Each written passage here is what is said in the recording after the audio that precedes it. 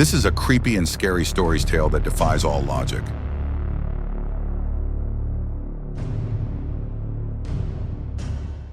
I never believed in ghosts, even after all those stories the locals told about the forests of San Juan in Colorado.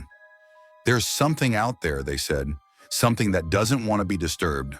But me, Daryl, a police officer with 10 years of experience, always thought it was just tourist tales. I had been through countless search and rescue operations, served in an army unit specializing in wilderness survival. I knew how forests worked, how people behaved in critical situations, until I found myself in that forest. With my dog Tori, a Jack Russell Terrier who, despite his combative nature and stubbornness, seemed to sense things that were beyond me. It all started with a routine call. A person had gone missing, a young guy, a tourist, who had gone for a walk in the forest and never returned. The local sheriffs had already combed the nearest trails but found nothing. I was called in as a search and rescue specialist. Tori, as always, was with me. His nose and instincts had saved me more than once in such situations. The forest was strange, abandoned, as if nature itself had decided to shut itself off from people. The trees stood like a dense wall, their branches intertwined into a thick canopy that barely let any light through. The air was thick, heavy, as if you could cut it with a knife. Tori, usually so energetic and brave, walked beside me, his ears pinned back and his head lowered. His tail didn't wag as usual but was tucked between his legs, as if he sensed something I couldn't see. The first thing I noticed was the light, small, barely visible flickers glowing in the distance, between the trees. They looked like fireflies, but they were wrong. Too bright, too cold. They moved as if dancing, inviting me to follow them.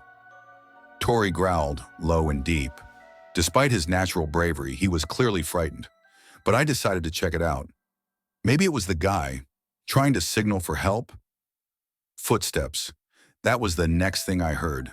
A soft but distinct shuffling on the ground, as if someone was walking behind me. I turned around, but there was no one there. Just the trees standing like silent sentinels. Tori froze, his body tense like a spring. He stared into the darkness, his eyes wide open, the fur on his back standing on end. I knew his character.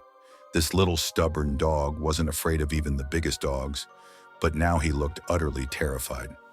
"Easy, boy," I whispered, though I could feel cold sweat running down my back. The footsteps grew louder. They weren't behind me anymore. They were ahead, even though I saw nothing but emptiness. Tori barked, sharp and loud, as if trying to scare off something invisible. I grabbed my flashlight and pointed it forward.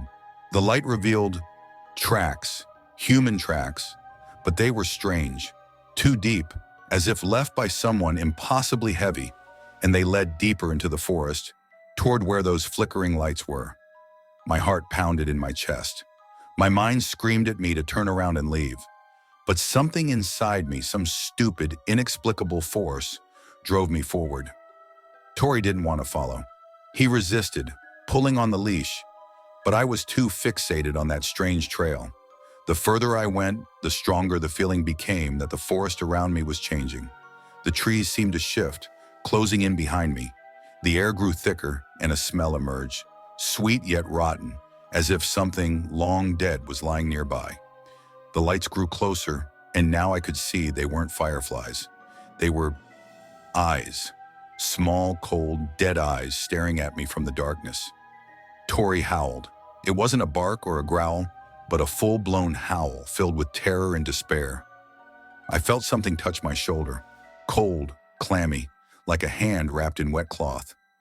I spun around, but there was no one there, just the darkness, which seemed to tighten around me. And then I saw it, a figure standing between the trees. It was tall, too tall, its outline blurred, as if made of mist.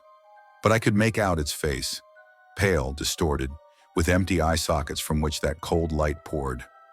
It stared at me, and I felt my mind beginning to crack. "Who are you?" I whispered, though I already knew the answer. The figure didn't respond. It simply stretched out its hand, long and bony, and pointed to the ground. I looked down and saw the track, the same track I had been following. But now I realized it wasn't just strange, it was old, very old, And it didn't belong to the guy I was looking for. It belonged to someone else. Someone who had died long ago but still wandered this forest. Tori yanked the leash with such force that I almost lost my balance. He bolted back, and I ran after him, not looking back. I ran until I was out of the forest, until I felt the cold recede and the air become clean again. Tori trembled, pressed against me, and I knew he had seen the same thing I had. I never found that guy, but I found something else. A track that led nowhere. A track that, I now know, belonged to something that shouldn't exist.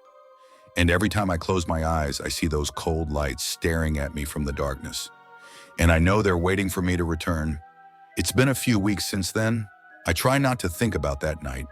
But one day, as I was leaving the house, I noticed a track on the ground. The same one. Deep, heavy, leading toward the forest. And at night, Tori started howling again, staring into the darkness.